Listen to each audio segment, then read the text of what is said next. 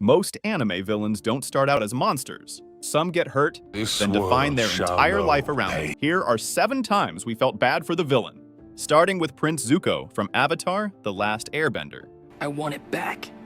I want the Avatar. I want my honor, my throne. Zuko's out here chasing Aang across the world like his entire life is a group project, and Aang's the only one who can pass him. But it actually is. The worst part, though, is that Zuko wasn't always obsessed with the Avatar.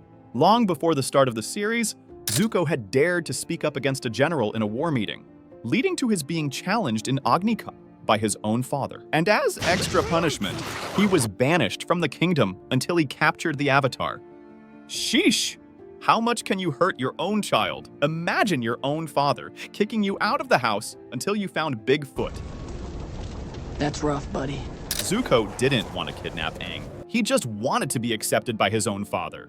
But Zuko's story takes a different turn. After 3 seasons of choosing the wrong side, he finally chose himself. Because not only does he find the Avatar, he teams up with him to defeat the Fire Nation and becomes the next Fire Lord. Going from the boy with the weird haircut to the firebender everyone ended up rooting for.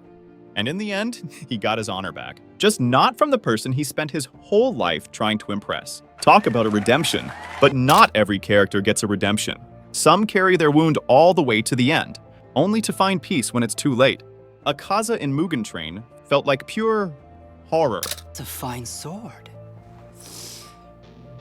Like finding out you have a terminal illness after going to the hospital for a common cold. But before everyone knew him as the arrogant demon who ended Rengoku, his life was basically a series of endless, unfortunate events. He loses his father, hits rock bottom, and gets into enough fights to lose count. And then somehow, ends up adopted by a man who saw something worth saving in him. Then he falls in love with his master's daughter, Koyuki. Surely things start to look up from here. Nope. Because what happens next ends up being one of the most tragic backstories amongst the Demon Moons. Not only does he lose his wife and his father-in-law, his memories of them start to fade, and by the time Muzan meets him, he's a shell of his old self. But while his mind forgot, his body would not. His destructive death technique formed a snowflake, a reflection of Koyuki's name.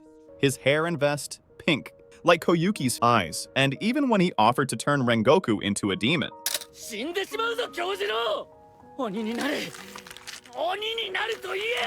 It's to avoid the same pain he felt when he was too weak to save the people he loved. It's really hard to hate someone when you see them up close. In the end, Akaza goes home to Koyuki and his father. But what happens when an anime character has no one to go home to? This world shall know pain. Almighty push! You might think Nagato is just that person who got failed by everyone and snapped.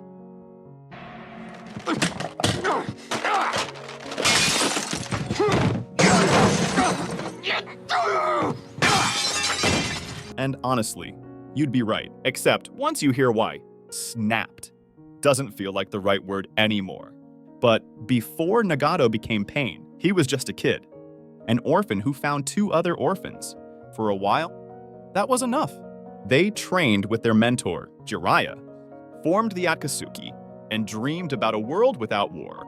Until.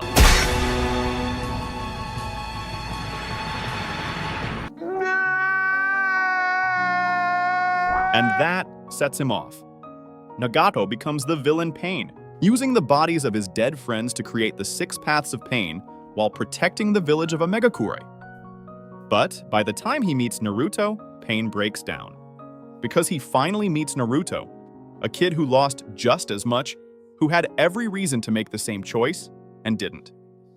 And for the first time in years, Nagato has no argument left. Because sometimes the difference between the hero and the villain is the choices they make when their back is against the wall. Pain lets go and dies with a smile. Unlike Kokushibo, who dies with regret, Kokushibo's story feels painfully familiar.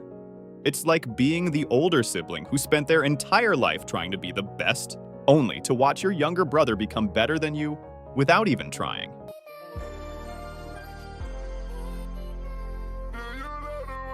We've all been there before. You get an A, your sibling gets an A+. You win the game, your brother gets the Man of the Match award. But for Kokushibo, the scenario was even more devastating. Yoichi could pick up anything and learn it in minutes, even besting those who had been practicing for years. And then, Yoichi disappears.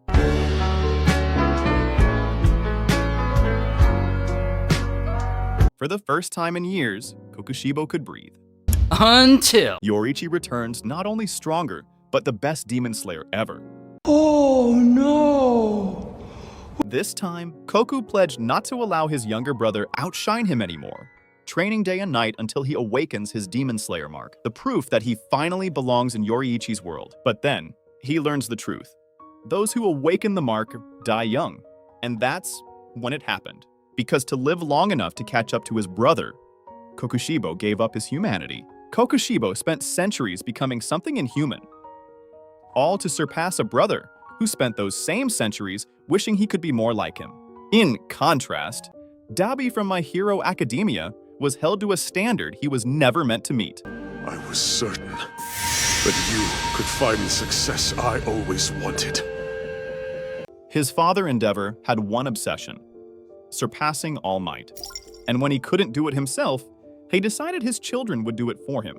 What? And who better to carry that dream than his own firstborn son? No pressure, kid. Your dad just needs you to beat the greatest hero who ever lived. Wow, man. Damn. Training day and night to be good enough to achieve a dream that was never his. Except his body wasn't built for it, and playing with fire had consequences. Regardless, Toya shouldn't be using his quirk. Try to keep him from doing so. I'd hate to see the boy burn himself. His body couldn't take it, and soon his father abandoned him. But you can't do this to me. You know how much I sacrificed?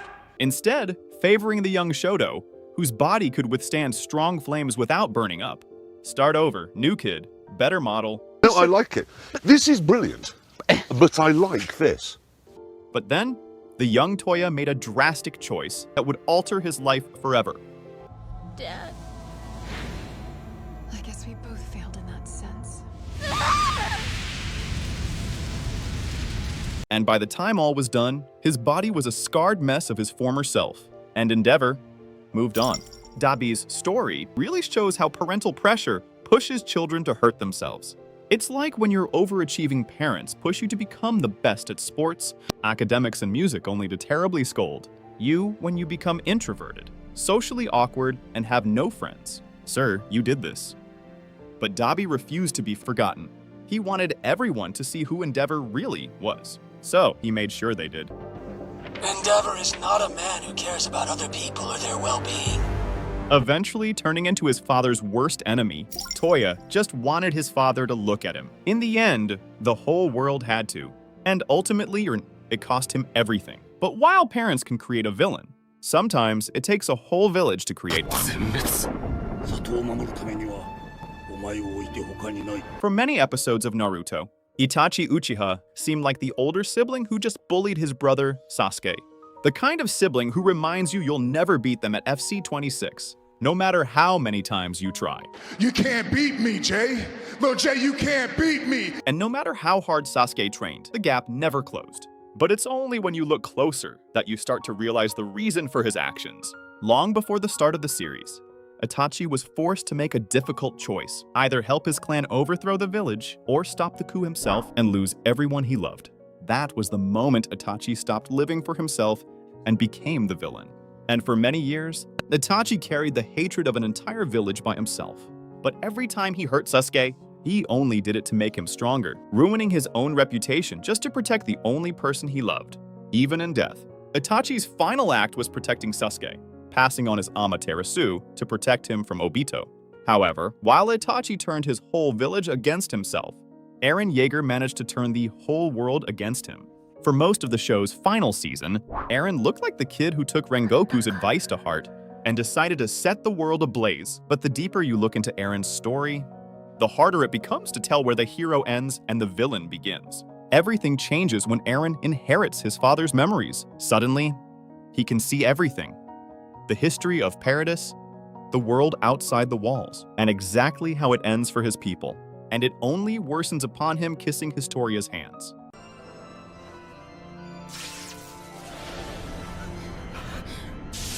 The more Eren learns about the outside world, the more he becomes convinced that peace was never truly an option for paradise. So Eren did what he had to do.